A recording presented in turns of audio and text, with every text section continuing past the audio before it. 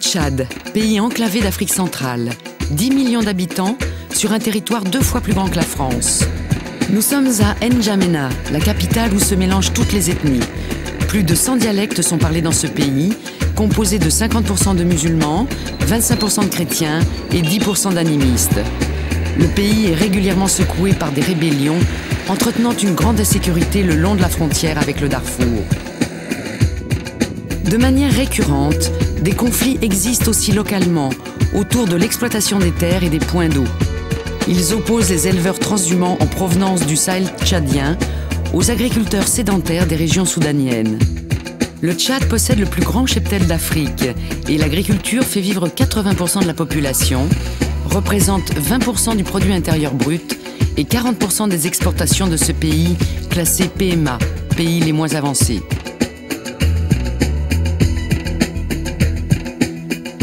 Direction la campagne, au centre du pays, plus précisément à Mongo.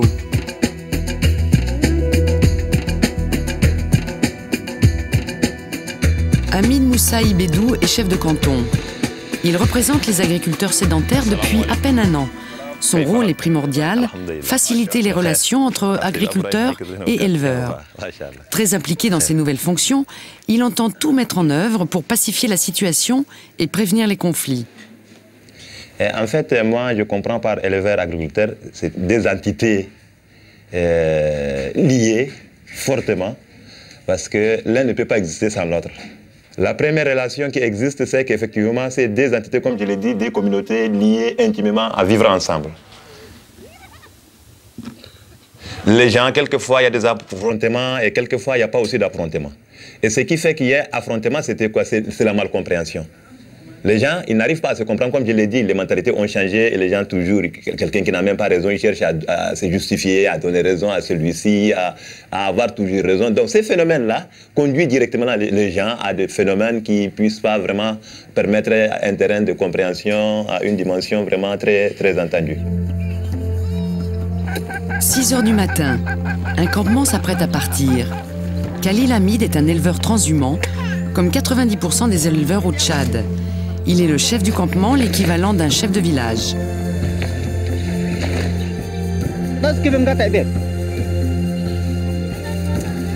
Chaque année, il transhume avec femmes, enfants et troupeaux du nord vers le sud, à la fin de la saison des pluies aux alentours de novembre, à la recherche des ressources nécessaires en eau et en pâturage. Un itinéraire de plus de 1500 km sous l'œil inquiet et vigilant des agriculteurs. Car depuis l'indépendance en 1960, l'insécurité est croissante et les conflits entre éleveurs et agriculteurs sont de plus en plus fréquents et meurtriers. L'accroissement démographique et les sécheresses successives y sont pour beaucoup. Les agriculteurs augmentent les surfaces cultivées et empêchent les éleveurs de transhumer.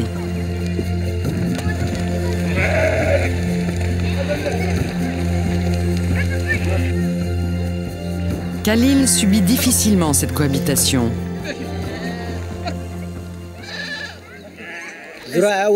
Avant, les agriculteurs cultivaient à côté de la ville. Mais maintenant, ils ont étendu leurs champs jusqu'à 10-15 km. Ils empiètent sur nos aires de stationnement. Il n'y a pas de solution. On a peur, car le problème augmente de jour en jour. Le fait que les agriculteurs empiètent là où nous pâturons, cela crée des griefs entre nous. Et comme l'État les aide, cela ne va pas s'arrêter là. Les périodes de sécheresse de ces dernières années poussent également les éleveurs plutôt vers le sud, alors que les récoltes ne sont pas effectuées. Conséquence, les troupeaux des éleveurs piétinent les champs des agriculteurs.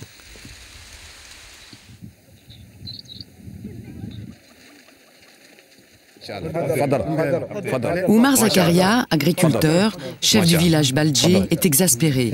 Il réclame une intervention des autorités.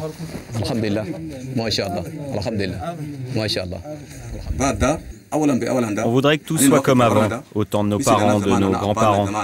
Parce qu'en ce temps-là, ils récoltaient leurs champs et ils mettaient leurs mil dans leur grenier avant que les éleveurs ne reviennent.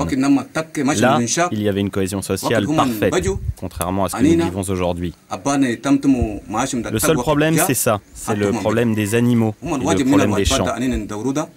Si on a récolté avant qu'ils arrivent, on est tous des Tchadiens. On peut vivre ensemble sans problème. Donc ce que l'on veut, c'est que l'État trouve une solution.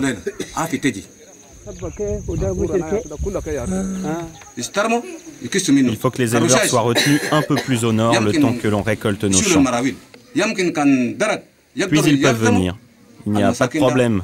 On est tous des parents. On est tous des Tchadiens.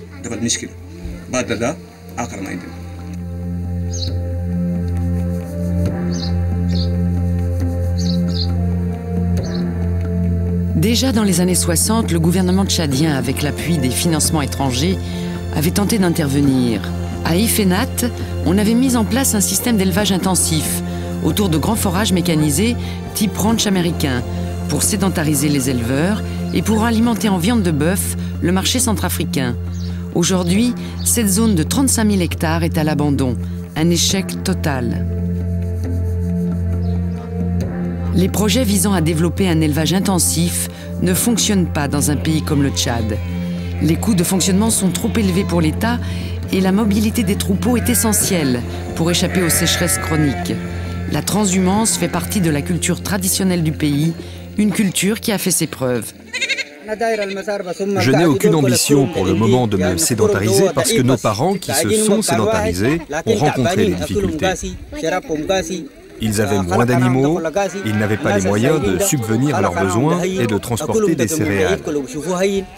Apparemment, la transhumance est beaucoup plus productive. Elle couvre tous mes besoins. Et les gens disent que c'est plus facile d'être transhumant que sédentaire. 3 grandes zones de transhumance sont suivies par les éleveurs dans tout le pays, enclavées entre le Darfour, le Soudan, le Niger et la Libye. Aujourd'hui, il est urgent d'agir. La situation est parfois explosive et peut dégénérer très vite en conflit violent, faisant plusieurs dizaines de morts et de nombreux blessés. Sous l'autorité du ministère de la Défense, la garde nationale et nomade du Tchad essaie de séparer les protagonistes. Beaucoup de villageois et d'éleveurs sont armés. Des ONG et des organismes de développement internationaux aident le gouvernement tchadien à mettre en place des solutions qui responsabilisent les populations. Et donc j'aurais aimé que l'État tchadien et que ce soit même les ONG, que les gens mettent vraiment un accent particulier pour pouvoir décanter cette situation, pour qu'il n'y ait pas de problème entre éleveurs et agriculteurs. Parce que c'est la seule méthode qui puisse vraiment nous permettre de vivre en paix et puis de conduire notre économie d'une façon normale et légale. Parce que s'il y a la paix, tout peut se développer. Première collaboration. Dans la région de Mongo, l'Agence française de développement finance le balisage des couloirs de transhumance, les mourales, qui permettront aux éleveurs de transhumer avec l'accord des agriculteurs. Mais avant tout accord, la palabre est de tradition. Il faut s'asseoir pour négocier. Les agriculteurs et les éleveurs doivent se concerter, s'entendre. Abdelatif Awad Fizani et Nodjindang Tokindang, dit Tommy, les opérateurs du projet Almi Alafia, de l'eau pour la paix, sont toujours présents lors de ces réunions. Ils travaillent avec Serge Aubag pour l'IRAM, l'Institut de recherche et d'application des méthodes de développement, qui assure la mise en œuvre du projet. Leur mission, la sécurisation des couloirs de transhumance. Aujourd'hui, les négociations sont particulièrement calmes. La présence de la caméra y est peut-être pour beaucoup. Nous sommes là pour savoir où est le problème.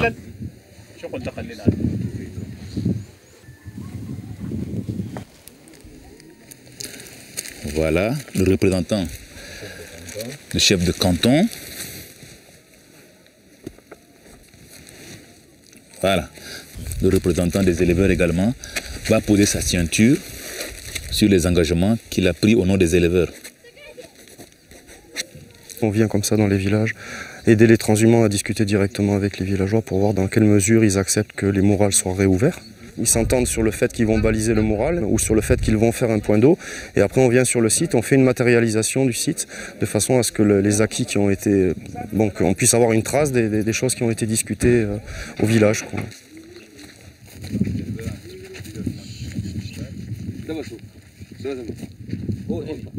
Il y a une grosse attente des deux côtés. Du côté des éleveurs, évidemment, c'est leur intérêt évident d'ouvrir les morales. Du côté des villageois, il y a tellement de conflits qu'aujourd'hui les gens veulent en effet que ça change. Je crois qu'on a en effet beaucoup de problèmes. Maintenant, c'est au niveau des cultivateurs qu'il y a des résistances. Les gens, évidemment, doivent reculer leurs champs. C'est pas toujours facile. Ça veut dire que chacun doit faire un effort pour repositionner les champs au niveau des zones qui sont cultivables. Donc, c'est au chef de village, selon l'autorité qu'il a dans chaque village, qui pourra plus ou moins arriver à convaincre ses administrés. L'installation des piquets pour délimiter les mourales est une première étape. Si le couloir s'avère respecté, 6 mois à 1 an après, des balises définitives en béton seront installées. Si ce n'est pas le cas, il faudra reprendre les discussions. Le lendemain, Serge doit intervenir à la demande d'un éleveur. Malgré le balisage, un agriculteur cultive sur un couloir de transhumance. Par rapport à ces champs. Bon, ils ont dit qu'ils vont arracher ça, mais nous, on a dit non, non, non. Comme vous avez cultivé, cette année vous récoltez et l'année prochaine, celui qui a cultivé, il prend sa responsabilité. Ils se sont engagés devant le sous-préfet et leur sultan que c'est la dernière année. Ils vont libérer les morales l'année prochaine. Les cultures ne sont pas arrachées. La promesse de ne pas recommencer suffira cette fois-ci. Le non-respect des règles existe également côté éleveur. Il n'est pas rare que certains animaux sortent des couloirs pour aller chercher de la nourriture dans les champs. Il dit non, il faut qu'on essaie de trouver un compromis à ces problèmes. Les éleveurs en ont assez souffert. Et nous, les agriculteurs, on en a aussi besoin de la paix. Parce qu'après tout, s'il y a problème, c'est nous les deux qui souffrons. Je dis à partir d'aujourd'hui, il n'est plus important de faire appel à la gendarmerie pour des cas de litige entre agriculteurs et éleveurs. Le système qu'on doit essayer de négocier, c'est quoi? C'est de pouvoir s'asseoir. Ils trouvent un compromis à leurs problèmes. Dans les cas où ils n'arrivent pas, et que vraiment ça les dépasse, qu'ils renvoient l'affaire vers nous, on s'assera pour vraiment voir qui a tort et qui a raison, et effectivement compenser la partie perdante. Le problème éleveur-agriculteur ne doit pas être tranché à la gendarmerie, c'est un problème de chefferie traditionnelle. Côté transhumant, c'est la même volonté. On veut éviter de faire appel aux autorités pour régler un conflit, quel qu'il soit. Si un éleveur a un problème avec un agriculteur, il doit se rapprocher de cet agriculteur. S'il y a des dégâts, ils doivent les évaluer, négocier et l'éleveur doit payer. Si on va devant la justice, on nous demandera de payer en intégralité tout ce qui a été dévasté. Faire appel à la justice reste trop coûteux. Créer des alliances, s'arranger à l'amiable sont les solutions les plus courantes quand le conflit ne s'envenime pas.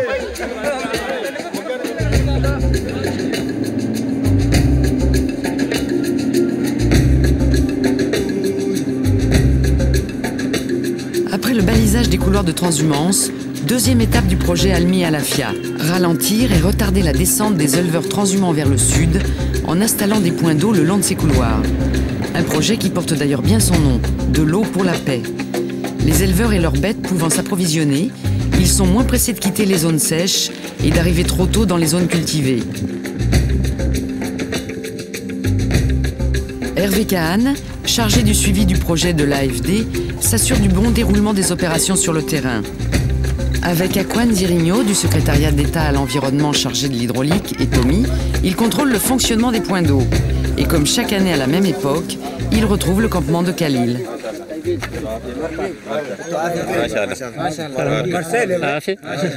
Le principe de base sur ce type de projet, c'est qu'on ne fait pas des investissements directement comme ça. Tout l'objectif, tout l'esprit du projet, c'est justement la conciliation, la négociation, la concertation entre les différentes communautés, les éleveurs d'un côté, les agriculteurs, les autorités administratives, les autorités traditionnelles, chefs de village, chefs de canton. Et tout cela doivent discuter ensemble, s'accorder sur les emplacements, d'une part, et ensuite sur la gestion, qui va venir à quel moment, enfin que tout soit bien accepté.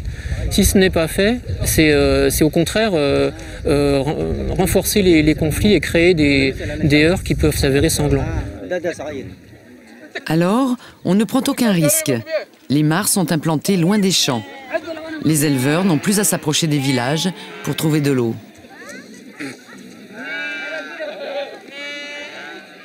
En tout cas, ça fait plaisir de voir que les mares sont bien utilisées, quoi. Il Il y a toutes sortes de bétail là. Et... Toutes les espèces confondées. L'avantage est de maintenir un peu les gens, parce que vous avez vu un peu plus loin, il y avait des champs encore qui ont des plantes. Et ça permet de les maintenir un peu à l'écart même des habitations qui sont un peu plus loin d'ici, et des champs également. Alors on prévient les conflits en limitant la descente. Voilà, L'implantation des points d'eau, ça nous a un peu aidés. On est content, on a tout ce que l'on veut, même si on n'a pas assisté à toutes les réunions de concertation du projet. Cela a un peu résolu les problèmes que l'on a avec les agriculteurs.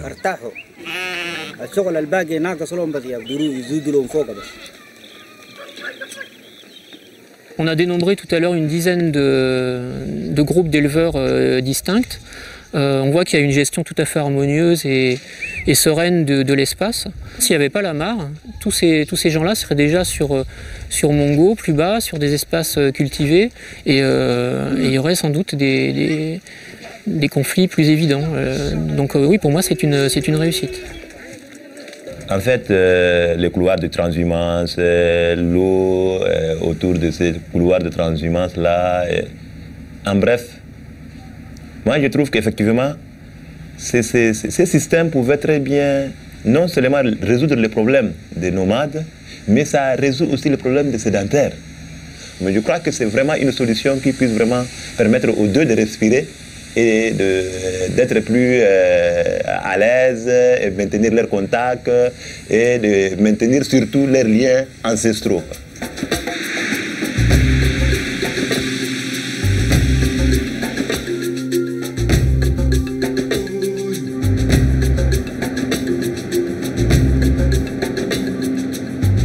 Hervé continue son inspection. Toutes les mares ne sont pas dans le même état. Après quelques heures de route, c'est la désolation. La mare est sèche. C'est la première qu'on voit là qui est asséchée. L'an dernier, elle était, à la même époque, elle était remplie. Est-ce que vous avez une explication sur ce phénomène? Peut-être au niveau de cette région, de cette zone, il n'y a pas eu assez de pluviométrie et que l'écoulement n'a pas été fait. Or, une mare, ça ne se remplit que sur des écoulements. Donc moi, je peux expliquer techniquement comme ça. S'il y a un peu de friction dans la zone, c'est à cause de cette mare qui n'est pas aussi remplie. D'accord. Il ne faudrait pas qu'il y en ait plusieurs comme ça. Vu les effets que ça a au plan social, après, les reports sur d'autres mares, donc ça va accroître les tensions par ailleurs. Ça va peut-être accélérer la descente. Parce qu'ils n'ont pas d'eau ici, donc vite ils vont aller plus bas. Et bon, c'est pas forcément un bon point, quoi. Si cette situation ne s'améliore pas, les discussions seront reprises pour définir un nouvel emplacement. À Bokoro, au nord-ouest de Mongo, la situation est encore différente. Ici, c'est l'intervention d'une ONG, le Secours catholique et développement, qui a fait accepter les éleveurs par les agriculteurs. Ceux-ci ne voulaient plus des transhumants à proximité de leur village. Ils veulent faire paître leurs animaux dans les champs. C'est comme ça qu'il y a des problèmes dans le département voisin. Il y a même des morts. Mais ici, on a rencontré les transhumants, on s'est expliqué, on a défini des accords. Les transhumants doivent respecter les agriculteurs et les agriculteurs doivent aussi les respecter. Maintenant, on mange ensemble, on vit ensemble, il n'y a pas de problème. Les gens s'en tiennent à ces accords.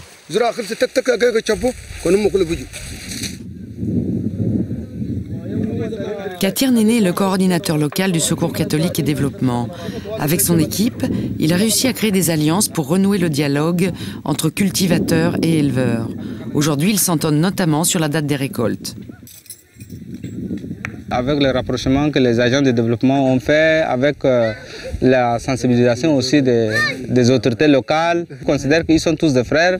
Il n'y a plus question de se venger, se battre avec des couteaux, de feu, n'existe pratiquement pas ici. Nous avons commencé à faire un développement intégré. Intégré, c'est-à-dire qui tient compte des aspirations de ces populations. On discute, ils posent leurs besoins, nous les transformons en projets et nous ne faisons que les appuyer. L'ONG s'est également investie dans la réalisation d'un puits à proximité d'un village. Agriculteurs et éleveurs participent chacun au financement de l'entretien, selon une répartition définie lors des palabres. Ils ont des problèmes d'eau pour approvisionner leurs animaux. Ils sont partis, ils ont adressé une demande au niveau de CECADEF. Et nous avons incorporé dans notre projet, le projet triennal. La demande, c'était d'avoir un puits pour approvisionner les animaux et en même temps pour eux-mêmes aussi consommer.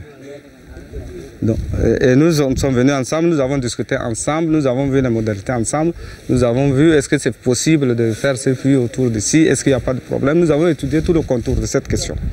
Et nous nous sommes entendus.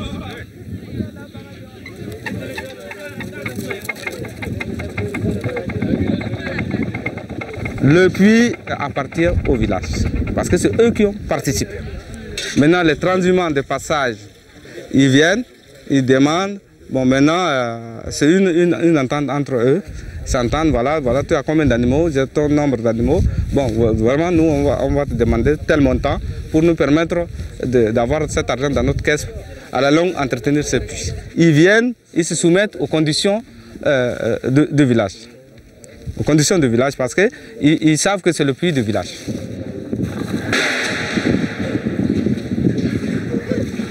Pour tout au développement durable, il y ait la participation. Une participation financière et en même temps une participation physique de la population, des intéressés eux-mêmes.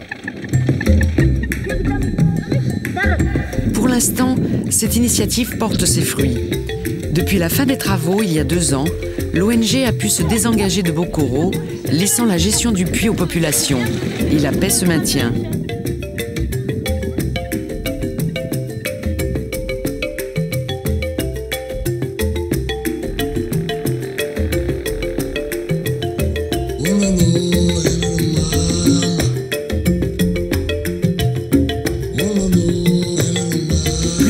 À 6 heures de route du puits villageois de Bokoro, les éleveurs se sont organisés seuls, sans encadrement extérieur, pour l'utilisation et l'entretien d'un puits qui était à l'abandon, le puits de Gardi. Tous s'activent méthodiquement selon des coutumes ancestrales, sous la direction d'un chef de puits qui orchestre la gestion de l'ouvrage. On a besoin d'hommes pour désensabler. On s'est organisé pour entretenir notre puits, pour dégager le sable à l'extérieur et à l'intérieur, pour avoir de l'eau propre.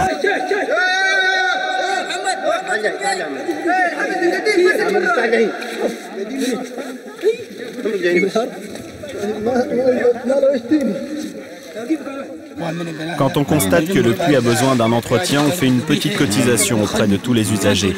On se rassemble, on mange ensemble, on entretient notre puits avec nos propres moyens.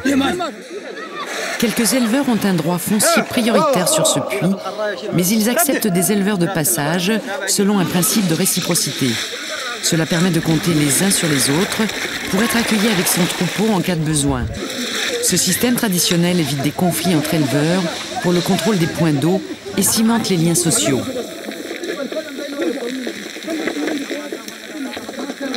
Autre terrain d'entente possible, le confiage, comme l'appellent les Tchadiens. Certains agriculteurs ont investi dans du bétail, mais pour le faire paître toute l'année, ils confient leurs bêtes à des éleveurs qui s'en occuperont moyennant une forme de troc. C'est un usage traditionnel qui avait disparu. Quand quelqu'un confie ses bœufs à un autre, on devient complètement parent, on devient complètement lié. Et effectivement, les rapports sont très bons. Et justement, c'est pour cette raison, c'est pour cette simple raison que les gens confient leurs bœufs pour maintenir la stabilité, pour maintenir la cohésion sociale, pour aussi maintenir les liens du départ. Et ça confirme tout ça. Non seulement ça nous allège les travaux de l'élevage, mais plutôt ça permet aussi encore, c'est encore un facteur très important et déterminant pour les enfants. Ça libère les enfants pour aller étudier, pour aller à l'école. Pour s'entendre et vivre en paix, les solutions les plus simples sont souvent les plus efficaces. Encore faut-il que chacun y participe. Les projets de développement ne doivent leur succès qu'à l'implication des populations et au respect de leurs coutumes, sans négliger l'aide internationale et en particulier l'apport de la France qui, depuis 15 ans, s'investit dans des projets d'hydraulique pastorale. La prévention des conflits est indispensable. Le Darfour est à 250 km.